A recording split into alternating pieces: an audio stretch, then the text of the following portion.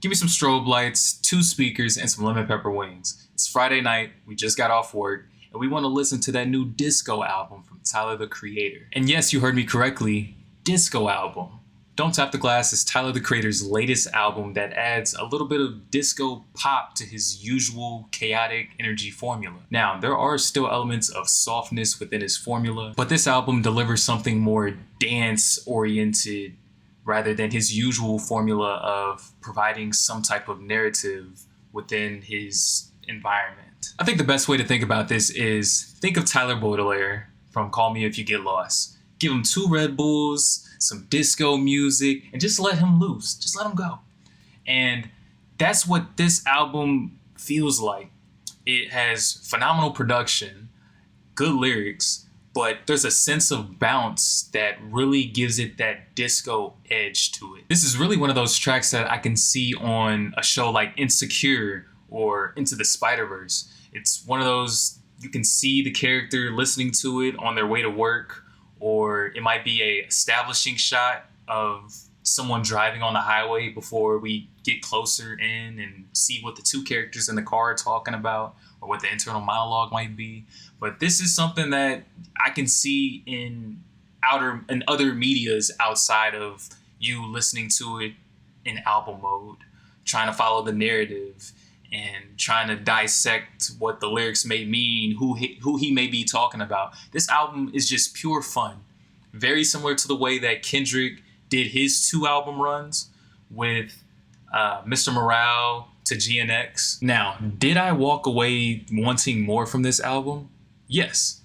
I honestly think Tyler has a gift for production. He knows what to plug in to different sounds to elevate it.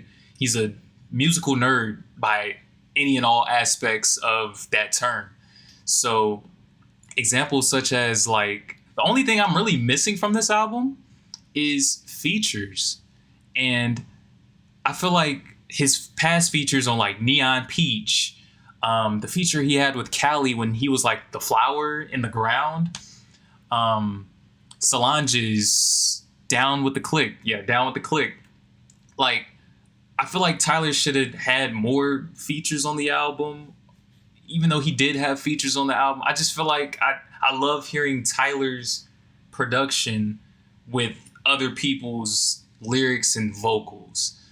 I hope that doesn't come across as a slight. I still think this album, Don't Tap the Glass, can hold on its own, but me personally, I enjoy Tyler's production with other people's lyrics, other people's vocals as the main track. Like Big Persona with Maxo Cream. I know Tyler was the feature on that song, but just Maxo Cream as the main track. Okaka, California. I know Tyler was in this case, he was the main track, but just those other elements of Alice Smith's vocals coming in, and then Tyler comes in as the overall. Or Leon Ware, he comes in with his vocals, then Tyler comes in for the overhaul. It was another person on Okaka, California that made that song absolutely beautiful. But just Tyler and others, that collaboration sense, I think would fit him perfectly. I think the song is called, I'm not going to look it up, Momonym.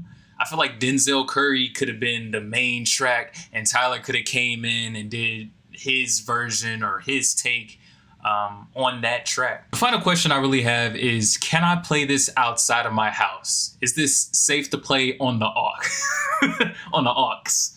And I think some songs may be, I can hear some of these tracks in the club, or I don't even go to the fucking club, but I can hear these at high volumes and have a good time for myself, find some way to have a good time. One thing for sure, I can definitely see Tyler dancing to all of this. He actually posted a music video a couple hours prior to me filming this, and it's 100% Tyler's energy. But can I see this in a club around my area if I ever do go to a club? Or let's just put it this way, if I go to a venue and the DJ plays this song would I have a good time listening to this song? Yes. I also feel like it has really good chop potential as well.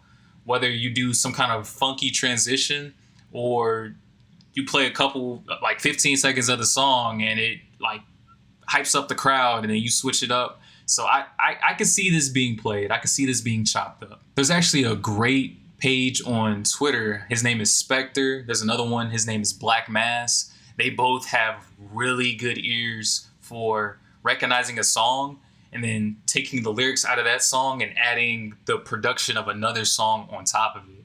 So one example I think is So Be It by Clips, having the beat of So Be It over Jay-Z and Kanye's West Otis. Having the beat of So Be It to Kanye West's and Jay-Z's Otis, their lyrics on that song. And I feel like a lot of the songs on this album has really good chop potential for something like that, some kind of remix like that. Another example would be the Travis Scott remix to, what is it called? I know he used the beat of Nokia. I'm talking about the one at that concert. You know what I'm talking about. You know what I'm talking about. They were at a concert. It was the beat of Nokia to Modern Jam. Now, of course, this is only the first day. Really the first couple of hours. These are just my first thoughts after hearing it maybe twice. And I do enjoy it. It's weird. It's different. It's great production, but a unexpected take on this production. It's Tyler, the Creator. You don't really expect anything, honestly. You kind of go in blind. The best way is to go in blind and just try to understand where he's coming from. In this case, it's not really a narrative per se. It's more so you go in and you find your way of having fun with the album. Whether it's dancing, whether it's using it over a goofy meme, this album has a lot of potential for outside uses outside of being a direct narrative, similar to what he did on Chromacopia. So yeah, quit being weird, expand your music taste, go try the album, go try something new. Peace.